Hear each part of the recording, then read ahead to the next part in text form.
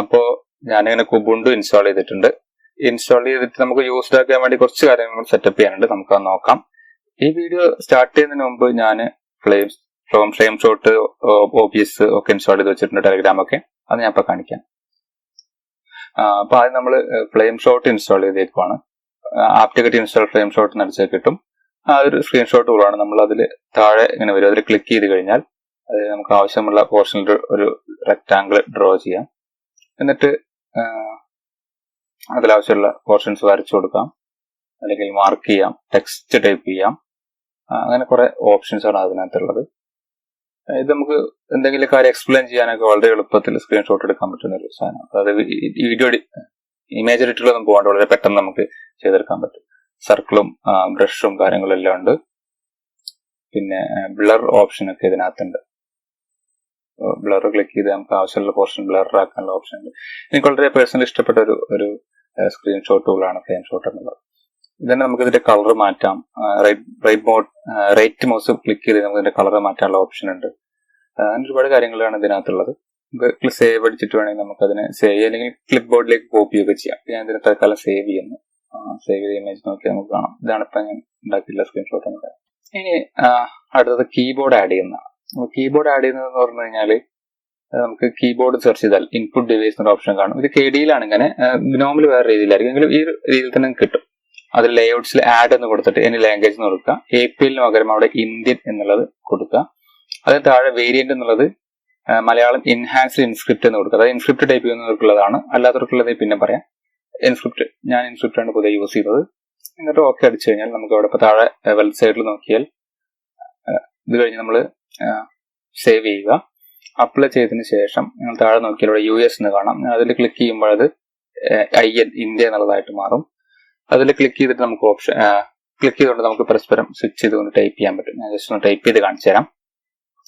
അവിടെ കെയ്റ്റ് എന്നുള്ള ആപ്ലിക്കേഷൻ എടുക്കുന്നു. അപ്പൊ അതിൽ ആദ്യം ഇംഗ്ലീഷ് ആക്കിക്കൊണ്ട് നമുക്കൊന്ന് ടൈപ്പ് ചെയ്ത് നോക്കാം. ഇനി മലയാളമാക്കിയതിനു ശേഷം ഒന്ന് ടൈപ്പ് ചെയ്യാം. മലയാളം ആക്കിയിട്ടുണ്ട്, മലയാളത്തിൽ ഒന്ന് ടൈപ്പ് ചെയ്യും. ഇൻസ്ക്രിപ്റ്റ് ടൈപ്പ് ചെയ്യുമ്പോൾ വളരെ എളുപ്പം ചെയ്യാൻ പറ്റും. ഇൻസ്ക്രിപ്റ്റ് പഠിക്കുക എന്നാണ് എൻ്റെ ഒരു അഭിപ്രായം. മംഗ്ലീഷ് ടൈപ്പ് ചെയ്യുന്നവർക്ക് അതിലുള്ള മാർഗ്ഗങ്ങളുണ്ട്, അത് പിന്നീട് കാണിക്കും. ഇവിടെ ഇത് ക്ലിക്ക് ചെയ്ത് നമുക്ക് ഡെസ്ക്ടോപ്പ് കാണാൻ പറ്റും. ഞാനൊരു ഫയൽ മാനേജർ തുറക്കുന്നുണ്ട്. ഡിസ്പ്ലേയിലേക്ക് അല്ലെങ്കിൽ ഡെസ്ക്ടോപ്പിലേക്ക് പോകണമെങ്കിൽ ഈ സാധനം ക്ലിക്ക് ചെയ്താൽ മതി. ഇത് കുബുണ്ടു മാത്രമല്ല, KDയിൽ ഏതൊരു ഓപ്പറേറ്റിംഗ് സിസ്റ്റത്തിലും നമുക്കിത് ചെയ്യാൻ പറ്റും.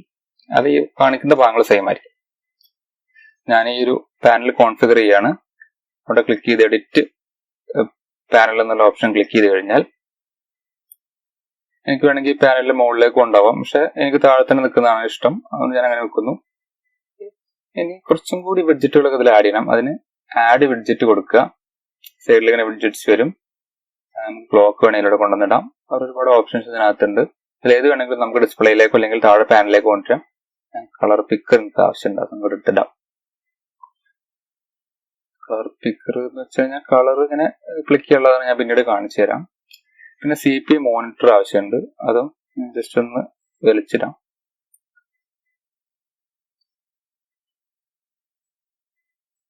ഇത്രത്തോളം CPU ഉണ്ട് എന്നുള്ള കൂടെ കാണിക്കും. പിന്നെ വേണമെങ്കിൽ നമുക്ക് കോൺഫിഗർ ചെയ്യാം. അതിൽ ക്ലിക്ക് ചെയ്ത് കോൺഫിഗർ എന്നടിച്ചു കഴിഞ്ഞാൽ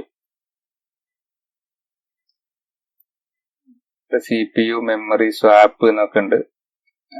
താഴെ ബാർ എന്നുള്ളത് സർക്കുലർ ആക്കുകയാണെങ്കിൽ അപ്ലൈ ചെയ്ത് കഴിഞ്ഞാൽ വേണമെങ്കിൽ കളറൊക്കെ മാറ്റാം. ഞാനിപ്പോൾ അതൊന്നും ചെയ്യുന്നില്ല.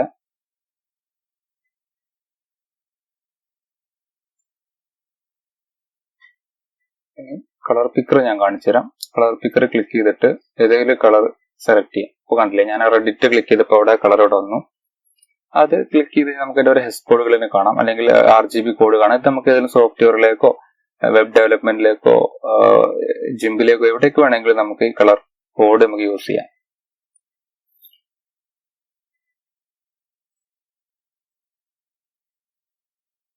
ഇനി മലയാളം കീബോർഡ് മംഗ്ലീഷ് ആഡ് ചെയ്യുന്നതും കൂടി ഞാൻ കാണിച്ചു തരാം. ഇപ്പൊ ഞാൻ ആഡ് ചെയ്ത ഡിഫോൾട്ട് ആയിട്ടുള്ള ഒരു ഇൻസ്ക്രിപ്റ്റ് കീബോർഡ് ആയിരുന്നു. അതല്ലെങ്കിൽ നിങ്ങൾ മംഗ്ലീഷ് ടൈപ്പ് ചെയ്യണമെന്നുണ്ടെങ്കിൽ sonaleka.smc.org.in എന്നുള്ള സൈറ്റിൽ പോയാൽ മതി. സ്വന്തം മലയാളം കമ്പ്യൂട്ടിങ്ങിന്റെ ആണ് ഇത്. ഞാൻ എന്തായാലും ഇത് ഉപയോഗിക്കാത്തതുകൊണ്ടാണ് സെറ്റപ്പ് ചെയ്യാത്തത്. എനിക്ക് ഇൻസ്ക്രിപ്റ്റ് കൊണ്ട് തന്നെ വളരെ സൗകര്യമാണ്. ഇതിൽ GNU Linux ക്ലിക്ക് ചെയ്ത് കഴിഞ്ഞാൽ താഴെ കാണുന്ന ആ പാക്കേജുകൾ ഇൻസ്റ്റാൾ ചെയ്യുക. അതിനുള്ള കമാൻഡാണ് ഈ കാണുന്നത്. അതിനുശേഷം iBus റീസ്റ്റാർട്ട് നൽകാൻ വിശദമായ വീഡിയോ അതിന് താഴെ കൊടുത്തിട്ടുണ്ട്. നിങ്ങൾക്ക് അത് നോക്കി സെറ്റപ്പ് ചെയ്യാം. ഇനി എനിക്ക് വേണ്ടത് പഴയ ഹോമിൽ നിന്ന് കുറെ സാധനങ്ങൾ കോപ്പി ചെയ്യാനുണ്ട്. പിന്നെ SSHും അതുപോലെ GPG ഒക്കെ എനിക്കിവിടെ കൊണ്ടുവന്നിരണം. എങ്കിലേ ഇതിന്റെ മറ്റു കാര്യങ്ങളൊക്കെ വർക്ക് ചെയ്യുള്ളൂ. അതൊക്കെ പഴയ ഹോമിലുണ്ട്, ഞാൻ കളഞ്ഞിട്ടില്ല.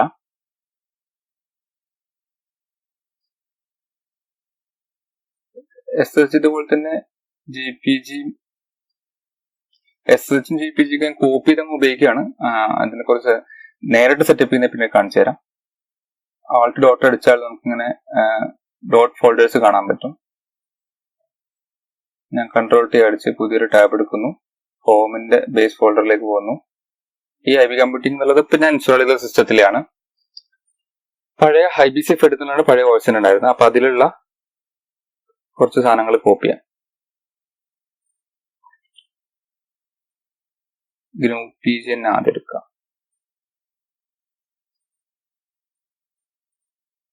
GNU-PGയിലുള്ള സാധനങ്ങളാണ് ഇത്. നമ്മുടെ പ്രൈവറ്റ് കീ അതുപോലെ പബ്ലിക് കീ കാര്യങ്ങളും ഒക്കെയാണ്. ഇത് നമുക്ക് ഡിജിറ്റൽ സിഗ്നേച്ചർ മറ്റു കാര്യങ്ങളൊക്കെ ചെയ്യാനുള്ളതാണ്. ഇവിടുന്ന് ഇപ്പൊ തൽക്കാലം ഞാൻ കോപ്പി ചെയ്തിട്ട് എന്തായാലും ഇതിനെ കുറിച്ച് വിശദമായിട്ട് പിന്നീട് പറയാം. അത് ഞാൻ എന്റെ ഹോമിലേക്ക് ഒന്ന് കൊണ്ടുവന്നിടുന്നു. ഞാനത് ഓവർ റൈറ്റ് ചെയ്യുന്നു. അതിൽ ഡിഫോൾട്ട് ആയിട്ട് ഉണ്ടാവും. ഇനി അപ്പോൾ അവിടെ എത്തിയിട്ടുണ്ടത്.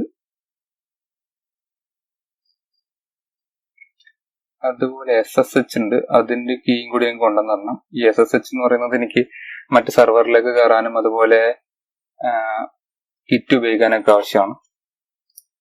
പിന്നെ സ്റ്റാർഡിക്റ്റ്, അത് ഞാൻ പിന്നീട് പറയാം. അടുത്തൊരു വീഡിയോ ആയിട്ട് കാണിച്ചു തരാം. സ്റ്റാർഡിക്റ്റ് ഒരു ഡിക്ഷണറിയാണ്, പിന്നീട് അടുത്ത വീഡിയോ വിശദമായിട്ട് കാണിക്കാം. അതും കൂടെ കിടക്കട്ടെ. ഇനിയിപ്പോ എന്താണ് ഫോണ്ടുകള് കോപ്പി ചെയ്തിട്ട് ഹോമിൽ കൊണ്ടുവന്നിട്ടാണ്. അപ്പോൾ ഫോണ്ടുകളൊക്കെ ഓൾറെഡി അവിടെ എനിക്ക് കിട്ടും. അതിന് വേറെ ഇൻസ്റ്റാൾ ചെയ്യണ്ട. ഡോട്ട് ഫോൺസ് എന്നുള്ള ഫോൾഡറിലേക്ക് ആവശ്യമുള്ള ഫോണ്ട് കൊണ്ടിട്ട് നമുക്ക് ആ ഫോണ്ടുകൾ കിട്ടും.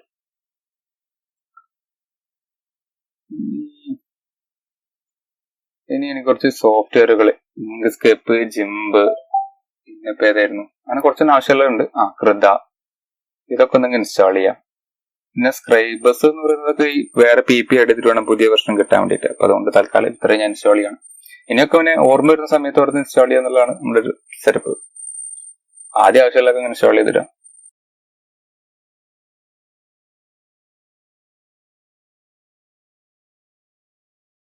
അങ്ങനെ അതൊക്കെ ഇൻസ്റ്റാൾ ആയി. നമുക്ക് ഇങ്ക്സ്കേപ്പ് ഒന്ന് തുറന്നു നോക്കാം. ഇതാണ് ഇങ്ക്സ്കേപ്പ്. ചുമ്മാ ഒന്ന് പിടിച്ച് വലിച്ചു നോക്കുകയാണ്.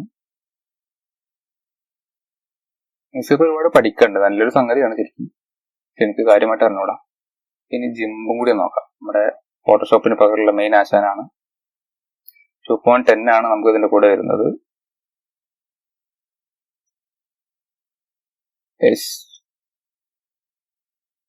ഇതാണ് GIMPന്റെ ഒരു വ്യൂ എന്ന് പറയുന്നത്. വെറുതെ ഒന്ന് സെറ്റ് ചെയ്യാണ്. നമുക്ക് ഫയൽസ് ഒക്കെ തുറന്ന് എന്തെങ്കിലും എഡിറ്റ് ഒക്കെ വരുത്താം.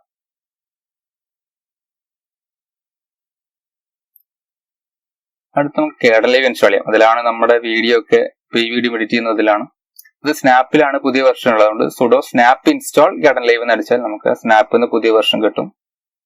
അത് ഇൻസ്റ്റാൾ ചെയ്തിട്ട് ബ്ലൂടൂത്ത് ഒന്ന് കണക്ട് ചെയ്ത് നോക്കട്ടെ. മുമ്പത്തെ കേണലില് ഇത് 5.4 ആണ്. 5-ല് എന്റെ വൈഫൈ ഡ്രൈവർ, അതിന്റെ RTL 8723D എന്ന് പറയുന്ന ഒരു വൈഫൈ ആണ്. ആ ഡ്രൈവർ ഉണ്ടായിരുന്നില്ല. അപ്പൊ ഇത് വേറെ ഇൻസ്റ്റാൾ ചെയ്തിട്ടുണ്ടായിരുന്നു. പക്ഷേ ഇത് ഇൻസ്റ്റാൾ ചെയ്തപ്പോൾ എനിക്ക് ഓൾറെഡി വൈഫൈ കിട്ടിയിട്ടുണ്ട്. അപ്പൊ മിക്കവാറും ബ്ലൂടൂത്തും കൂടി അതിൽ വന്നിട്ടുണ്ടാവണം. ഒന്ന് ടെസ്റ്റ് ചെയ്ത് നോക്കട്ടെ. എവിടെ എന്റെ സാംസങ് ലെവൽ വന്നിട്ടുണ്ട്. നെക്സ്റ്റ് അടിക്കുന്നു. കണക്റ്റിംഗ്.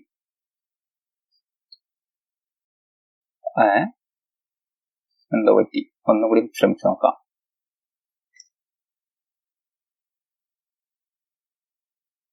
ഓക്കെ, കണക്റ്റ് ആയി. കുഴപ്പമൊന്നുമില്ല, വർക്ക് ചെയ്യുന്ന പാട്ടില്ലെന്ന് വെച്ചോട്ടെ.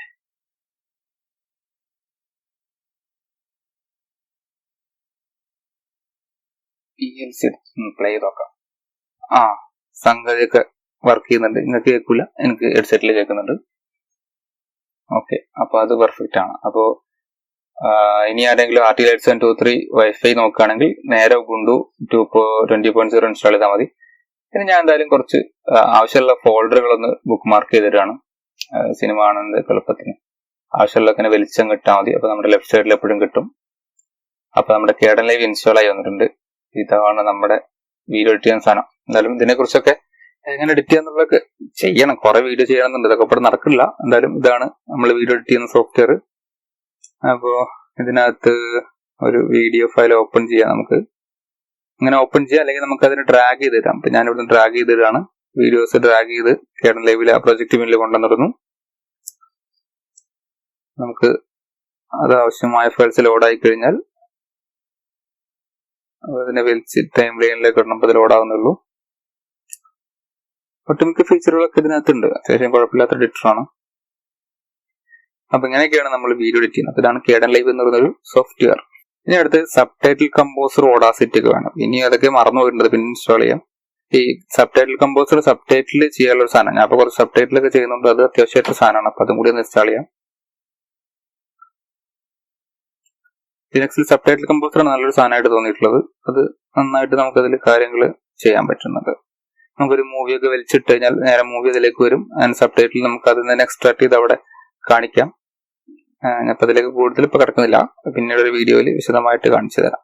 ഓക്കെ, അപ്പോ ഇത്രയാണ് ഇന്നത്തെ വീഡിയോയിലുള്ളത്. ബാക്കി സെറ്റപ്പുകളും കാര്യങ്ങളും നമുക്ക് അടുത്ത വീഡിയോയിൽ കാണിക്കാം. ഇതിനകത്ത് ഡിക്ഷണറി സെറ്റപ്പ് ചെയ്യുന്നതുണ്ട്, പിന്നെ അങ്ങനെ കുറച്ച് കാര്യങ്ങൾ. അപ്പൊ അത് നമുക്ക് അടുത്ത വീഡിയോയിൽ കാണാം.